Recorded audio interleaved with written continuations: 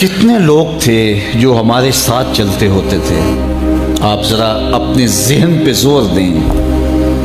بچپن کے دوست، کلاس فیلوز، کاروباری ساتھی، گلی محلے کے لوگ، رشتہ دار، اعزاء و اقربا، آباء و اجداد، اور کتنے لوگ آپ کے مخالفین، معاندین، یہ ساری فہرست ذہن میں لائیں تو ایک دم خیال پڑتا ہے فلاں بھی چلا گیا، فلاں بھی چلا گیا۔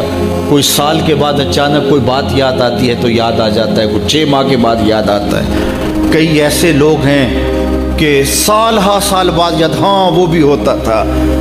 مٹی کا رزق بن گئے، قصہ پارینہ بن گئے۔ کہانی تو اتنی سی ہے نا، جو اکڑ اکڑ کے چلتے تھے آج وہ مٹی کا رزق بن گئے ہیں۔ جو اپنے بدن پہ چٹکی مٹی بھی نہیں پڑنے دیتے تھے آج ان کے کفن بھی تار تار ہو گئے۔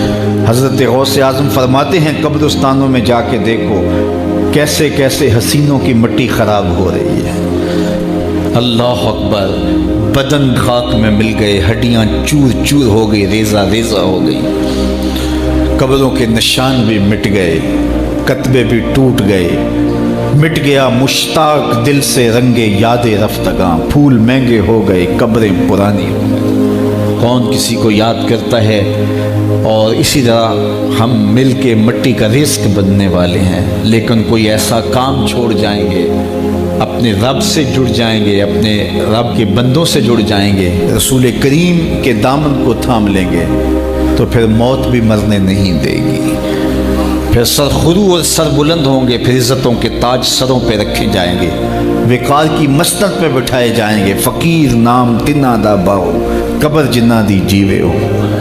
پھر قبروں پہ بھی چراغاں ہوگا جب ہم ان سے جڑ جائیں گے۔ تو یہ مختصر زندگی کی تمام تر لطافتوں کے حصول کے ساتھ گزرنی چاہیے۔ کتنے نوجوان ہیں جنہوں نے اپنی توبہ کو مؤخر کیا تھا بڑھاپے کے لیے، اور آج قبرستانوں میں دفن ہیں۔ آپ جا کے قبرستانوں میں دیکھیں، وہ سوچتے تھے کہ ابھی تو جوانی ہے، جوانی سے لطف اندوز ہو لیں، بڑھاپے میں توبہ کر لیں گے، لیکن بڑھاپا نہیں آیا، موت آ گئی۔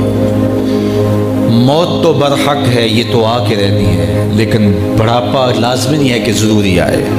حضرت امام غزالی نے ایک بڑی خوبصورت بات لکھی، فرماتے ہیں معاشرے میں نظر دوڑا کے دیکھو، زیادہ بچے ہیں، زیادہ جوان ہیں یا زیادہ بوڑھے ہیں؟ تو کہا آپ کو بچے زیادہ ملیں گے۔ ہر گھر میں دیکھ لیجئے، بچے زیادہ ہوں گے، جوان ان سے کم ہوں گے، بوڑھے ان سے کم ہوں گے۔ تو اگر بوڑھے تھوڑے ہیں، جوان زیادہ ہیں، تو غزالی فرماتے ہیں پھر بات سیدھی سیدھی ہے، بڑھاپے تک کوئی کوئی پہنچتا ہے، زیادہ جوانی میں چلے جاتے ہیں۔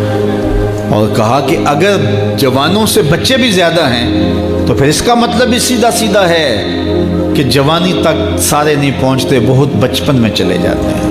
غرہ کس پہ، ناز کس پہ، غرور کس پہ، تکبر کس پہ؟ تو یہ مختصر زندگی جو اللہ کی امانت ہے، اس کو اللہ کے نام پہ گزارو۔ جو بیت گئی وہ بیت گئی، وہ تو منہا ہو گئی زندگی سے۔ وہ مجھے رات سے کچھ لوگ میسج بھیج رہے ہیں، آپ کا پیدائش کا دن ہے، مبارک ہو، اللہ سب کو جزا دے۔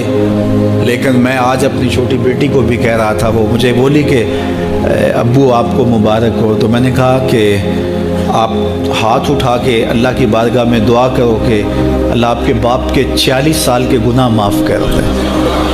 یہ تو زندگی گزر گئی ہے، 46 سال میرے ہاتھ سے نکل گئے ہیں، میں الٹا بھی لٹک جاؤں تو یہ میرے ہاتھ نہیں آ سکتے۔ اگر میں نے اچھے گزارے ہیں تو مجھے مبارک ہو اگر قبول ہو گئے ہیں، اور اگر اچھے نہیں گزرے تو مجھے توبہ کرنی چاہیے، زندگی کی کوتاہیوں سے توبہ کرنی چاہیے۔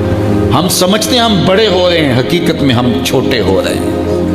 ہم اپنی زندگی کے اہداف طے کریں، زندگی کے مقاصد طے کریں، ساری زندگی اس کے گرد سفر کرنی چاہیے۔ کئی لوگ ساری زندگی گزار دیتے ہیں، ان کو ساری زندگی راستہ ہی نہیں ملتا کہ جانا کدھر ہے۔ وہ کیوں؟ وَأَضَلُّ السَّبِيلَ، اللہ فرماتا وہ بھٹکے ہوئے مسافر ہوتے ہیں۔ اللہ سے راستہ مانگو، آہستہ چلو لیکن منزل کا تعین کر کے بڑھو، بڑھتے رہو، منزل تمہارا استقبال کرے گی۔